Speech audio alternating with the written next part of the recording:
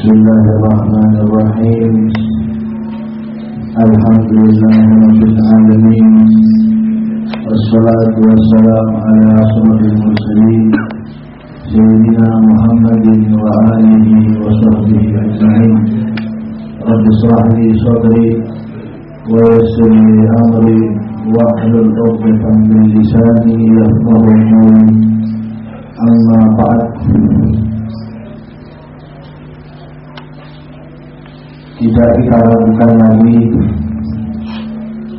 tidak kita sanksikan lagi bahwa majlis ini adalah majlis nabawi.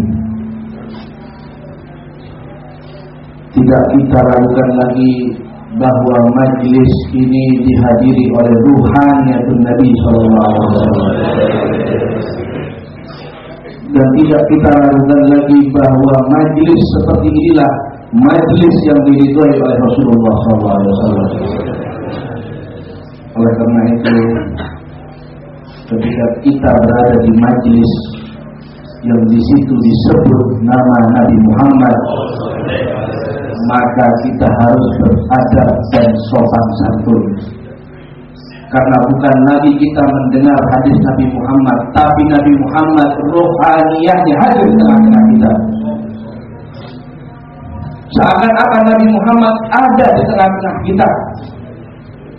Oleh karena itu para salafun salihun, mereka ketika berada di majlis hadis Nabi, ketika mereka mendengar nama Nabi Muhammad SAW, berubah kelakuannya, menundukkan kepalanya, bergetar badannya.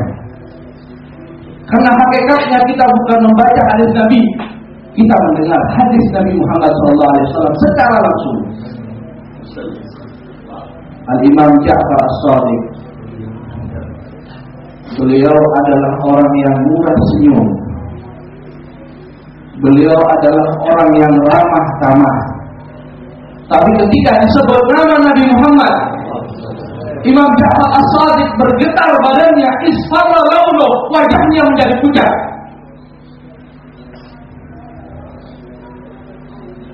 Menghormati Nabi Muhammad SAW, mengingat Nabi Muhammad SAW. Al-Imam Az-Zuhri, beliau ketika disebut nama Nabi Muhammad, ka'annahu la ya'rifuna wa la na'rifuhu. Ketika disebut nama Nabi Muhammad, seakan-akan beliau tidak mengenal siapa yang ada di depannya, dan seakan-akan kita tidak mengenal beliau. Inilah akhlak adab para salafun salihun.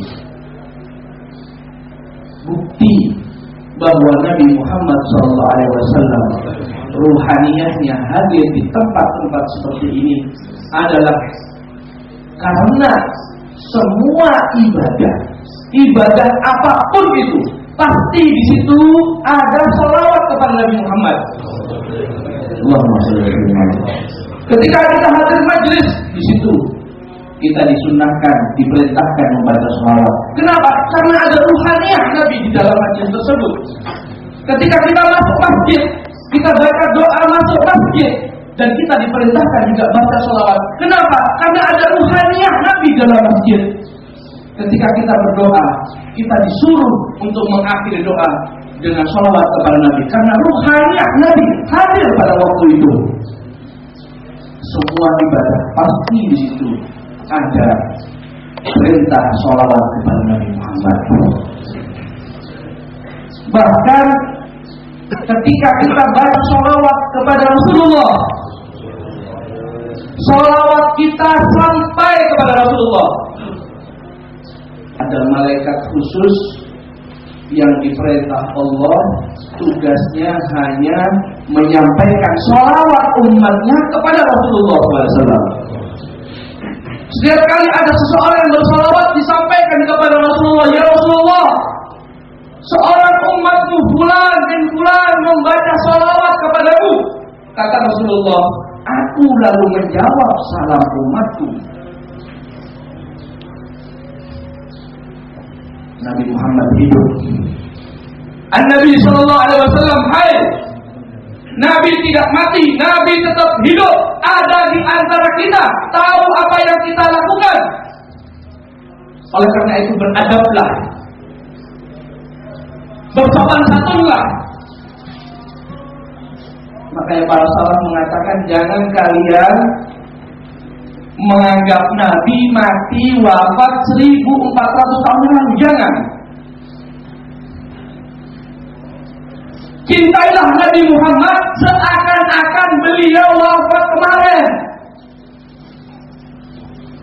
Nabi wafat kemarin. Bagaimana Anda mengagungkan beliau, keluarganya, sahabatnya? Ingatlah Nabi seakan-akan Nabi wafat kemarin.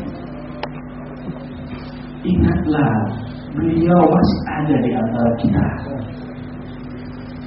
Bersopan santunlah, beradablah.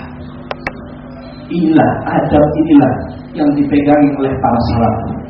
Bukan ilmu yang membuat para salaf ini menjadi tinggi, bukan ilmu yang membuat para aulia ini menjadi tinggi derajatnya, bukan. Yang dipandang oleh Allah, yang dipandang oleh Rasulullah bukan ilmu kita, tapi adab daripada kita. Tidak akan manfaat ilmu tanpa adab. Tidak ada manfaat sholawatmu tanpa adab kepada Rasulullah SAW. Al-Imam Bukhari yang kita khatamkan kitabnya pada hari ini, bagaimana adab beliau terhadap Rasulullah.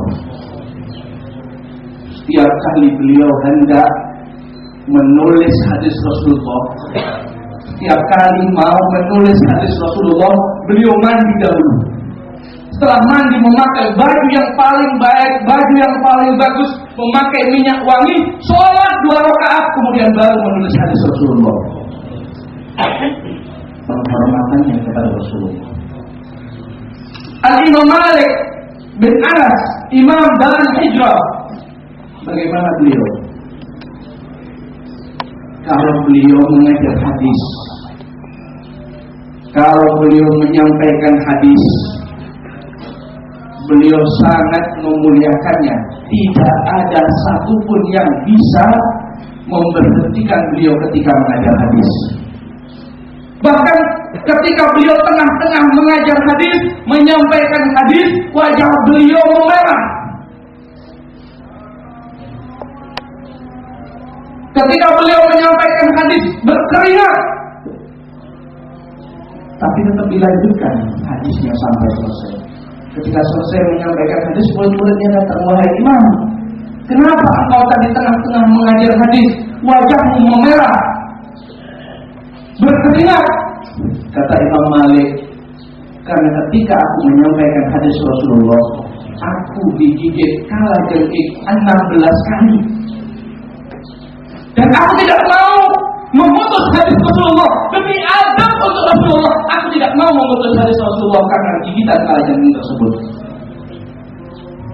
Imam Malik, adab dan akhlak beliau. Dan karena itu Kitab Asy-Syifa mengingatkan kita akan pentingnya adab dan akhlak kepada Rasulullah. Beliau menyebut bahwa adab kepada Rasulullah bukan hanya saja kita bersolawat kepada Rasulullah, bukan, tapi ketika disebut namanya, ketika disebut hadisnya, ketika disebut para sahabatnya, ahlul baitnya, kita harus memuliakan para sahabat dan ahlul baitnya. Hormatun Nabi sallallahu alaihi wasallam mayyitan ka hurmatihi hayyan. Kehormatan Nabi ketika beliau setelah wafat sama ketika beliau masih hidup. Saya sekarang akan bertanya, bagaimana ketika Rasulullah masih hidup? Apakah para sahabatnya dimuliakan? Dimuliakan. Ahlul baitnya dimuliakan. Oleh karena itu di zaman ini juga sama. Seakan-akan Nabi masih hidup, hormati ahlul bait dan sahabatnya. Bohong orang yang menyatakan cinta kepada Nabi